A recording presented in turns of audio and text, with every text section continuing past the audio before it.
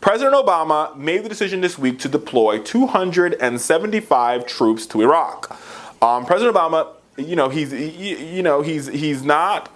going to approve airstrikes, but he says he will send 275 troops to help train the Iraqis. He's not made a final decision on what else he's going to do. He's sending Secretary Kerry to the region to sort of talk to folks. There's a possibility he might talk to Iran. The president has briefed members of Congress. He's talked to the American people. He talked to the American people on Wednesday evening about this. The small contingent force will be there to sort of protect the embassy as well as bolster the intelligence of the Iraqi force. Now, I talked about this last week when I was hanging out with Cenk and the Young Turks in Los Angeles, and that link is below if you want to check that out if you're watching this on YouTube.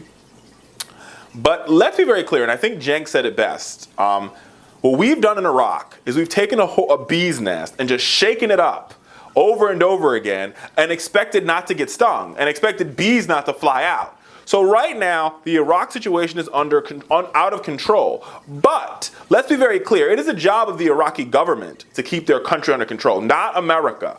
We put a government in place. This government is democratically elected. Now it's time for this government to take control.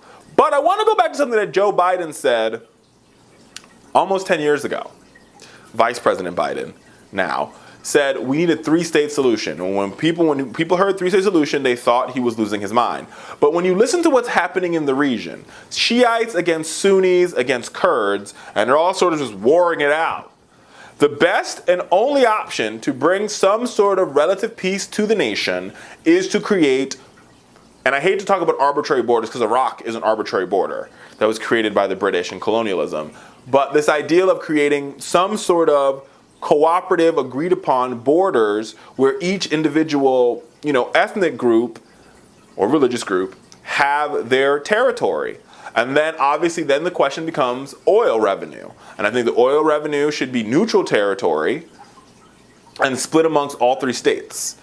Right? And, work out some agreement on how that works or whatever and get some diplomatic agreements, some treaties going between all three states to work on how that how that pans out. But either way, what's happening now in the country happened because the Iraqi government has not made any concessions. The Shiites and Sunnis refuse to deal with each other. And the Shiite-dominated government refuses to talk to the Sunnis at all.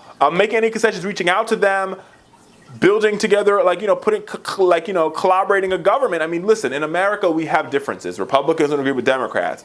But, and Condoleezza Rice says this best, what makes our country so great is that every time we have a new president from a new party, there is a peaceful transition. We transition from one president to the other. And what is happening here is there's no concessions being given, people aren't talking to each other, and it has resulted in a quagmire that now we have to go back over there and fix. To make matters even worse here, what pisses me off about this whole situation is that you see your Paul Wolfowitz and all the people that got us into this situation, your Dick Cheneys, come out and talk about why we need to go back to war. And these war hawks will continue to demand war.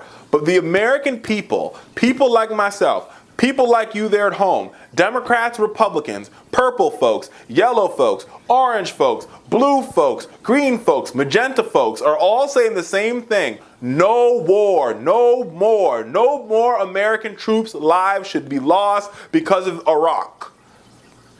And that, America, is the bottom line here. Bottom line, hook, line, and sinker, don't pass go, don't collect $200. We do not want our men and women back over there. We do not want to engage in another war. This withdrawal timetable was agreed upon by the Iraqis. Now it is time for the Iraqis to get their ass up and start controlling their government. Point blank, period.